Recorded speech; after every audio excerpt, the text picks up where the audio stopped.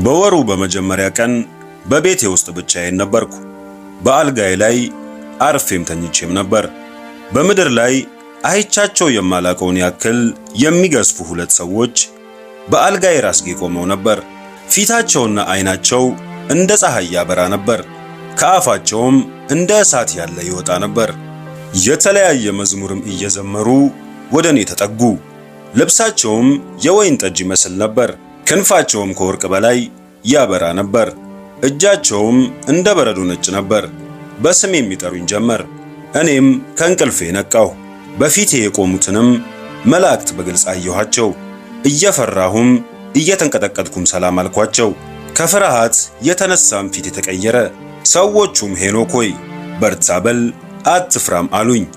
እግዚአብሔር ወደ አንተ ልኮናል። ዛሬም ከኛ ጋር ወደ ሰማያት ትወጣለህ። ለቤተሰቦችህም ለልጆችህም ጌታ እስኪመልስህ እንዳይፈልጉህ ንገራቸው አሉኝ። እኔም ታዘዝኩ። ወጥቼም ለልጆቼና ለቤተሰቦቼ ያዘዙኝን ነገርኳቸው። ሄኖክም ይህን ከነገራቸው በኋላ መላእክቱ በክንፎቻቸው ተሸክመውት ወደ ሰማያት ወጡ። በመጀመሪያው ሰማይ በደመናም ላይ አስቀመጡት።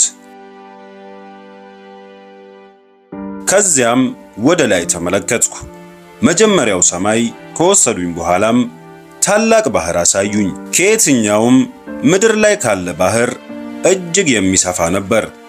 ከዚያም ህዋውን የሚገዙትንና በህዋ ያለውን የሚቆጣጠሩ 200 ኃያላን መላእክት ተመለከትኩ። እነርሱም ናና ተመልከት ብለው ጠሩኝ። ታላቁንም የከበሩትን የማዕድናት በደመና ውስጥ ያለውን ግምጃ ቤት ተመለከትኩ። የግምጃ ቤቱንም የሚጠብቁትን መላእክት ከታላቅ ደመና ሲወጡና ሲገቡ ተመለከትኩ። ከዚያም የወይራ ዘይቱን ግምጃ ቤት አሳዩኝ። ግምጃ ቤቱም በምድር ያሉ አበቦች ሁሉ እንደ ከበቡት አይነት የተዋበ ሆኖ አየሁ። ይህንም ግምጃ ቤት ብዙ መላእክት ይጠብቁት ነበር። መክፈቻውንና መዝጊያውንም በእጃቸው አየሁ። እነዚያም ሁለቱ መላእክት ወደ ሁለተኛው ሰማይ ወሰዱኝ።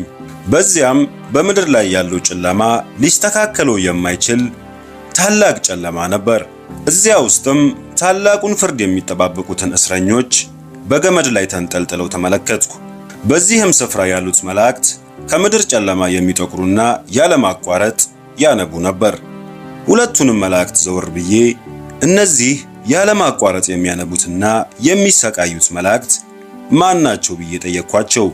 እነርሱም በእግዚአብሔር ላይ ያመፁ የእግዚአብሔርን ትእዛዝ ትተው የመሪያቸውን ቃል የተከተሉ መላእክት ናቸው አሉኝ። አለቃቸውም በአምስተኛው ሰማይ ታስሮ ይገኛል አሉኝ። ከዚያም መላእክቱ ወደ ሦስተኛው ሰማይ ይዘውኝ ወጡ። በዚያም አኖሩኝ። ዝቅ ብዬም ተመለከትኩ።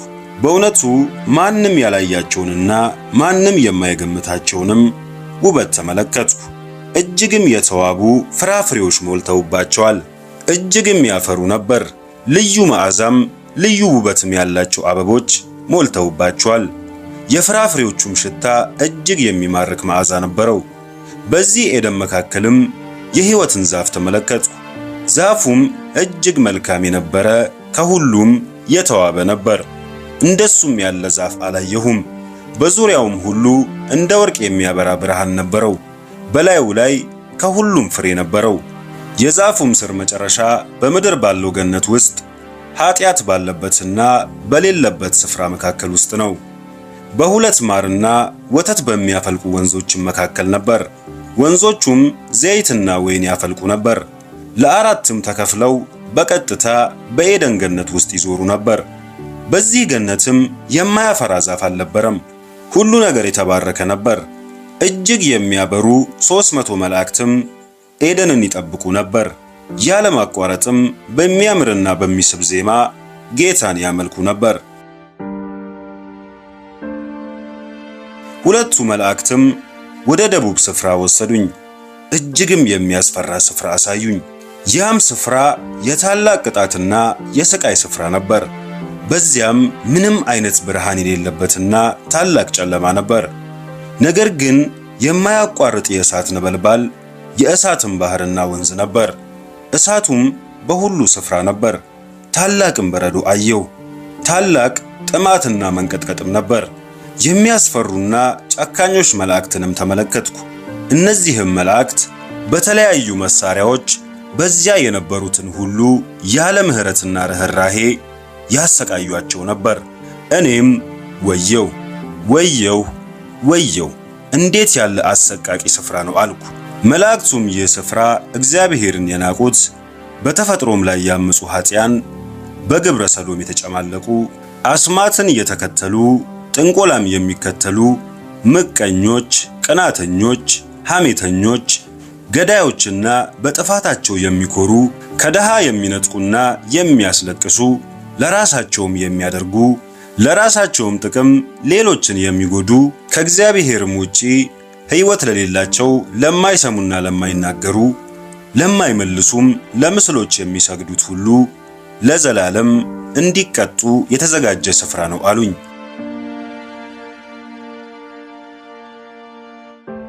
ከዚያም በኋላ ሁለቱ መላእክት ወደ አራተኛው ሰማይ ይዘውኝ ወጡ። በዚያም እጅግ የሚያበሩ ፀሐይና ጨረቃንም ተመለከትኩ። ብርሃኑንም ለካሁት፣ ሰፈርኩትም። እነሆም የፀሐይ ብርሃን ከጨረቃው እጅግ የሚያበራ ነበር። ክብና ፍጥነቱም እንደማይለካ የንፋስ ፍጥነት ነው። በቀንም በማታም ያለማቋረጥ ያበሩ ነበር። በዙሪያቸውም 4 ታላላቅ ከዋክብት ነበሩ። በእነዚህ በአራቱ ከዋክብትም ስር 1,000 ከዋክብት ነበሯቸው።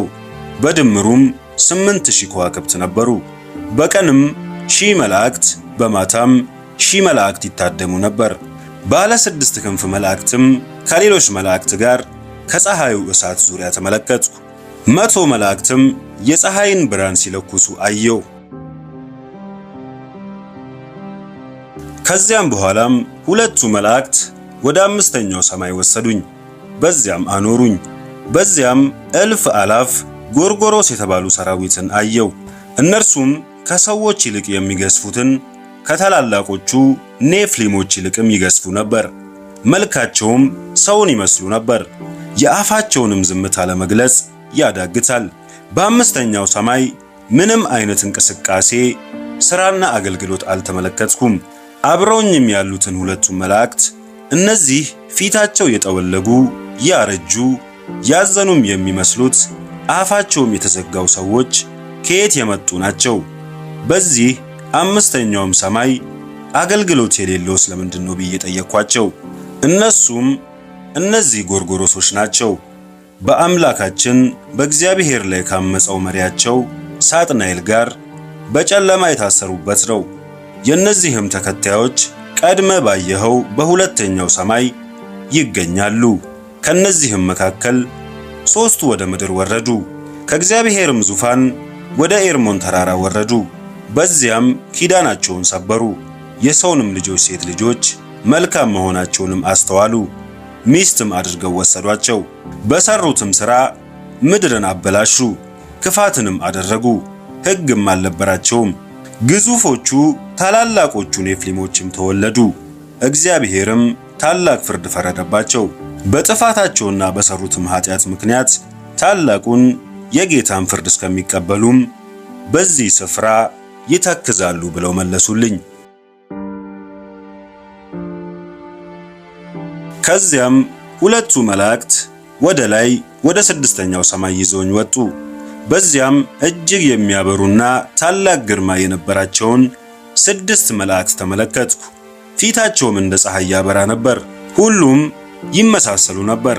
ፊታቸውም፣ አለባበሳቸውም፣ ባህሪያቸውም ሁሉ ይመሳሰል ነበር። እነዚህ መላእክትም ከዋክብትንና ሕዋን ምድርንም ይገዙ ነበር። ክፋትንም የሚሰሩትን ይመለከቱም ትእዛዝም ያወጡባቸው ነበር። ጮክ ባለ ድምፅም ይዘምሩ ነበር። እነዚህ መላእክትም የመላእክት ሁሉ አለቃና የበላይ ነበሩ። ሕዋውንና ሰማዩንም ይለኩና ይሰፍሩ ነበር። በዘመናትም በዓመታትም ላይ ሥልጣን የተሰጣቸው ነበሩ።